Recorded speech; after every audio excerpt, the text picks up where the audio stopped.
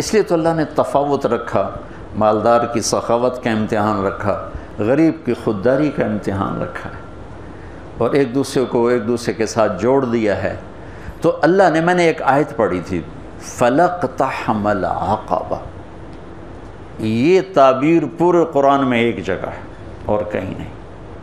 نماز مشکل، روزہ مشکل، حج مشکل، جہاد مشکل، تبلیغ مشکل، تہجد مشکل، ذکر تلاوت، دین کے جتنے بھی احکام ہیں، کچھ مشقت تو ہے نا، مشکل تو ہے۔ کسی کے لیے یہ تعبیر نہیں ہے جو میں ابھی بتانے لگا ہوں، جو خرچ کرنے کے لیے تعبیر آئی ہے۔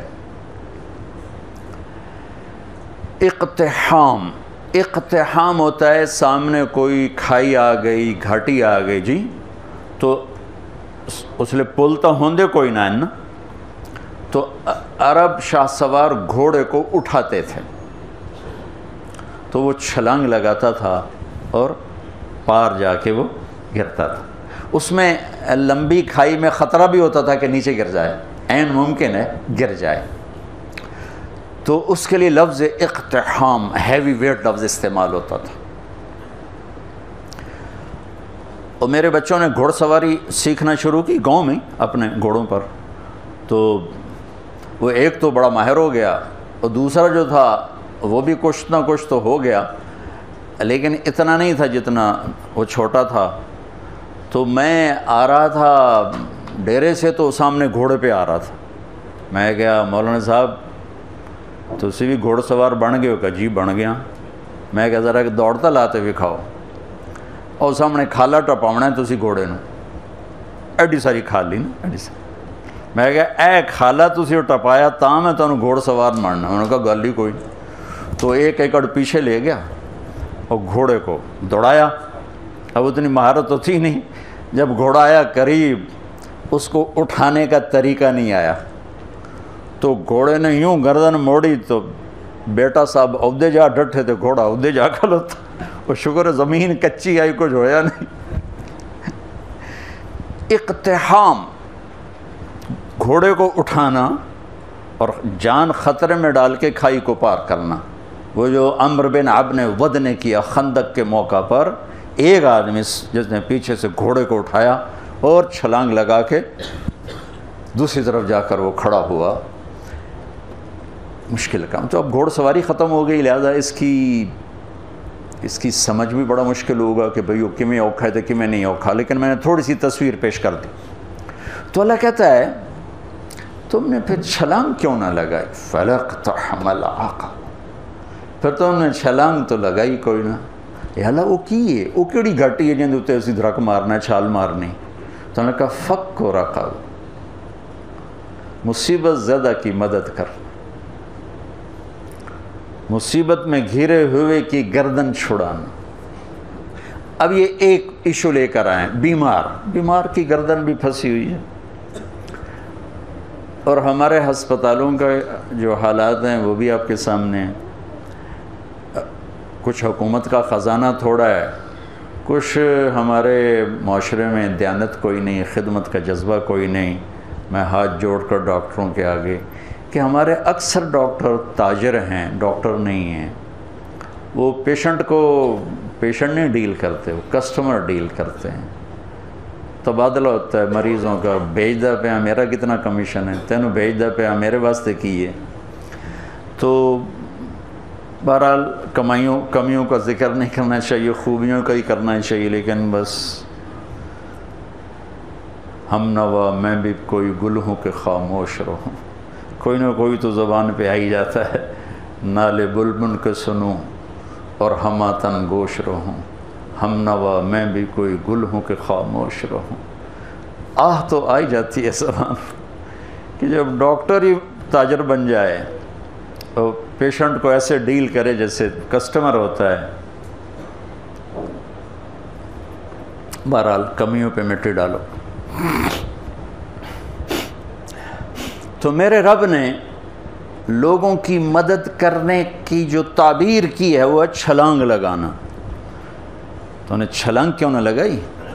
کیا یا اللہ تہجد؟ نہیں، روزہ نہیں، حج نہیں، جہاد نہیں،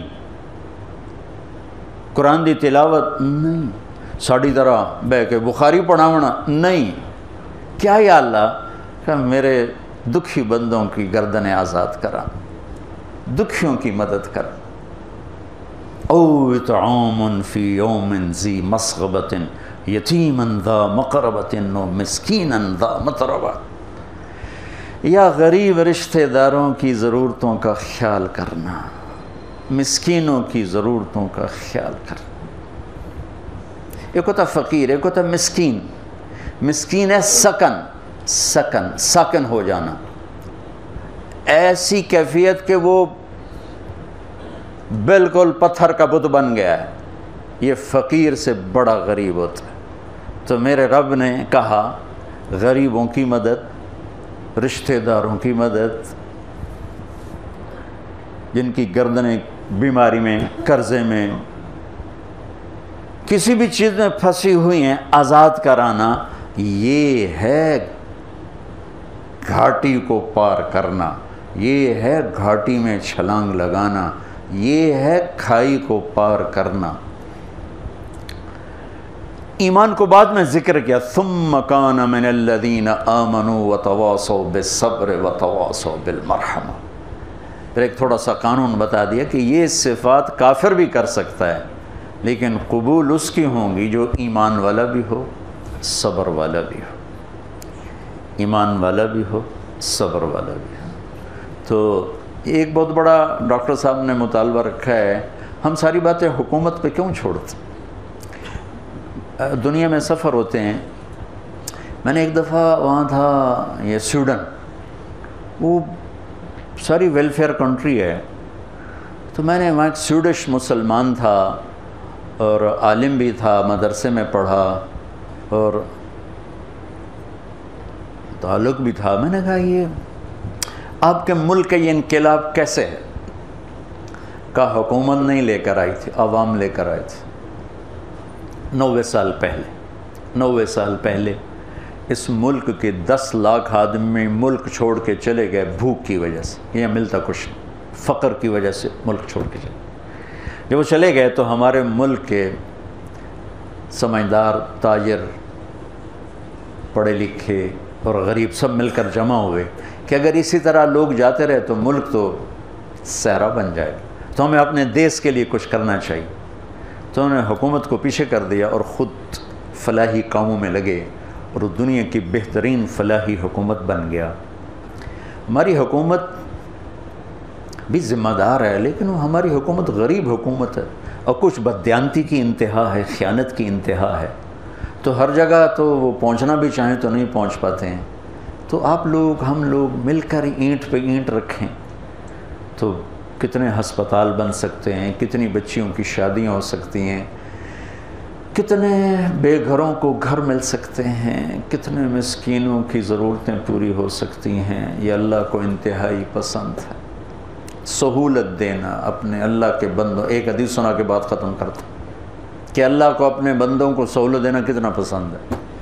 میرے نبی نے فرمایا کہ ایک آدمی قیامت کے دن پیش ہوگا. بنی اسرائیل پہلے فرشتے، پہلی چیکنگ فرشتے، ہاں بھائی کیا ہے تیرے پاس؟ کہے گا زیرو، کچھ نہیں. پھر کہیں گے کوئی سوچ وچار کر، کچھ. اس کو اللہ کے سامنے پیش کریں گے، یا اللہ تیرا بندہ ہے، سن لو کیا کہتا. اللہ تعالیٰ فرمائیں گے آج کے دن کچھ لائے ہو؟ کہے گا کچھ نہیں لایا. تو اللہ تو کریم ہے نا. اللہ کہیں گے کوئی سوچتا صحیح، کوئی بھلے نال ہی کر بیٹھا ہوں میں، سوچتا صحیح، کچھ تو کیتا ہوئے گا تم. تو سوچ کے کہنے لگا یا اللہ میں تاجر تھا، تاجر تو لوگوں کو مال دیتا تھا. جب کوئی دینے کے قابل نہیں رہتا تھا، کوئی اس پہ آفت آ گئی، نقصان ہو گیا، گھاٹا پڑ گیا، تو میں اپنے ملازموں سے کہتا تھا اس کو معاف کر دو، مطالبہ نہ کر. اور جب کوئی دے سکتا تھا اور دینے میں دیر کرتا تھا تو میں اپنے ملازموں سے کہتا تھا اسے تنگ نہ کرو، جب دے گا ٹھیک، ادھر مگر نہ پہ جاؤ. یہ آپ کے بازاروں میں روز لڑائیاں ہوتی. اور گریبان پکڑے ہوتے ہیں، ٹیلی فونوں پہ لگے ہوتے ہیں گالیاں دے دے، چونکہ کاروبار سارا ادھار پہ چلا گیا ہے، دینے والا دینے کے لیے تیار نہیں، لینے والا سوٹا لیتے سر تے کھلوتا ہے۔ تو انہوں نے کہا یا اللہ بس میں یہ کرتا تھا، جو دے نہیں سکتا تھا اسے معاف کر دیتا تھا، جو دینے کے باوجود دیر کرتا تھا اسے تنگ نہیں کرتا تھا، نہ اس کے ایمان کے بعد اور کچھ نہیں، ایمان کے سوا اور کچھ نہیں۔ تو اس پر اللہ تعالیٰ فرمائیں گے واہ واہ، تو نے میرے بندوں کے ساتھ اتنا سہولت کا معاملہ کیا، تو میں رب ہو کر کیوں نہیں کروں گا؟ چل جا، معاف کی موجہ کر، جاؤ جنت، میری جنت میں جاؤ۔